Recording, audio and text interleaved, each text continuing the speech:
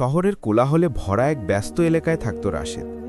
বাইরে থেকে তাকে দেখলে মনে হতো সফল, ভালো ব্যবসা, বন্ধুদের বড় আড্ডা, দামি ফোন, রাতে রেস্টুরেন্টের সময় কাটানো।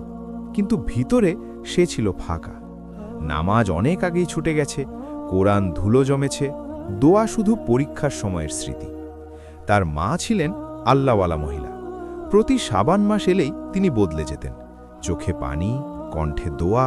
তিনি বলতেন, বাবা, সবে বরাত আসছে, এ রাতটা হারিও না। রাশেদ হাসত, আম্মু, সব রাতই তো একই। কিন্তু সব রাত এক নয়। শাবানের 14 তারিখ সন্ধ্যা, আকাশে অদ্ভুত নীরবতা, বাতাস ঠান্ডা, যেন অদৃশ্য রহমত নেমে আসছে। মসজিদ থেকে তিলাওয়াত ভেসে আসছে, মানুষ কবরস্থানে যাচ্ছে, কেউ নফল নামাজে দাঁড়াচ্ছে। আর রাশেদ, সে বন্ধুর সাথে কফি শপে, হাসাহাসি, সেলফি, ভিডিও। হঠাৎ তার বুকে অকারণ অশান্তি। মনে হলো কেউ যেন ভেতর থেকে ডাকছে, ফিরে আয়। সে সেটা ঝেড়ে ফেলল। রাত 11টা। বাসায় ফিরতেই দেখে মা নামাজে দাঁড়িয়ে কাঁদছেন, দোয়া করছেন, ইয়া আল্লাহ, আমার ছেলেকে হেদায়েত দাও। কেন জানি বুক কেঁপে উঠল।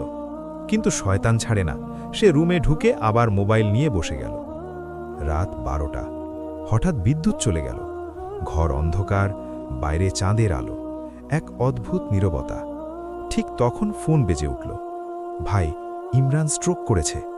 ইমরান তার সবচেয়ে কাছের বন্ধু, কিছুক্ষণ আগেও অনলাইনে ছিল। হাসপাতালে ছুটল রাশেদ। করিডোরে স্ট্রেচারে বন্ধুকে দেখে বুক থেমে গেল। ডাক্তার বলল, অবস্থা সংকটজনক, বাঁচবে কিনা বলা যাচ্ছে না। রাত 2টো। হাসপাতালের জানালা দিয়ে চাঁদ দেখা যাচ্ছে, নিচে নীরব শহর। রাশেদের মাথায় একটাই কথা, আজ শবে বরাক। হঠাৎ মনে পড়ল, মা বলতেন, এই রাতে আল্লাহ বান্দার তাকদীর লিখেন। তার গা শিউরে উঠল।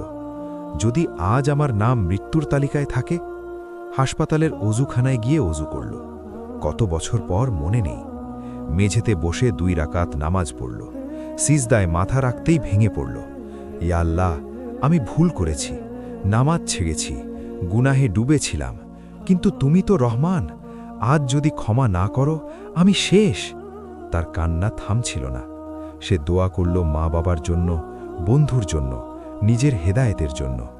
হঠাৎ তার বুকের ভেতর অদ্ভুত শান্তি নেমে এলো, যেন ভার নেমে গেছে। ভোরের আগে ডাক্তার বেরিয়ে বলল, অলৌকিকভাবে অবস্থা স্থিতিশীল। রাশেদ কেঁদে ফেলল, এটা কাকতালীয় না। ফজরের আজানের সময় বাসায় ফিরল। মা দরজা খুলে তাকিয়ে রইলেন, ছেলের চোখে কান্না, মুখে নূর। আম্মু, আমি বদলাতে চাই। মা তাকে বুকে জড়িয়ে ধরলেন। এই রাত মানুষকে নতুন জীবন দেয়। সেদিন থেকে রাশেদের জীবন ঘুরে গেল। ফজর মিস করে না, মোবাইলের জায়গায় কোরআন, খারাপ বন্ধু ছাড়া মসজিদ তার নতুন আড্ডা। সে বুঝল, শবে বরাত আতশবাজির রাত না, এটা ক্ষমার দরজা খোলার রাত, তাকদীর বদলের রাত। 1 বছর পর শবে বরাতের রাত, রাশেদ মসজিদে বসে কাঁদছে। পাশেই নতুন কিছু তরুণ, যারা তার কথায় নামাজ শুরু করেছে। সে আকাশের দিকে তাকিয়ে বলল, ইয়া আল্লাহ, ধন্য সেই রাত যেদিন তুমি আমাকে হারিয়ে যাওয়া থেকে ফিরিয়ে এনেছিলে। তার জীবন ধনী হল না, কিন্তু অন্তর ভরে গেল। আগে সে রাত জাগত গুনাহে, এখন জাগে সিজদায়।